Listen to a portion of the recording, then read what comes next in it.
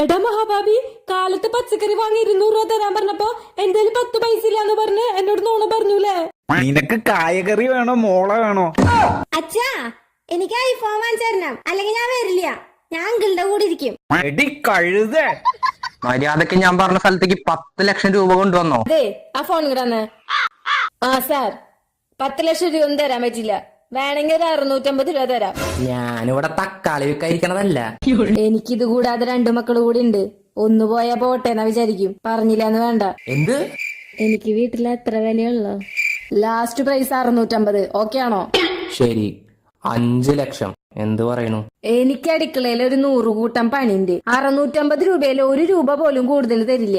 ആ ശരി. ഗൂഗിൾ പേ ഉണ്ടാ? ആ ശരി, അയക്കാം. വെക്കി. അങ്കിളെ, 1 ലക്ഷം രൂപ കൂടെ കൂടുതൽ പറയോ? എനിക്കൊരു ഐഫോൺ വാങ്ങാനാ, എന്റെ ബോയ് ഫ്രണ്ടിന് കൊടുക്കാനാ. ഒറ്റ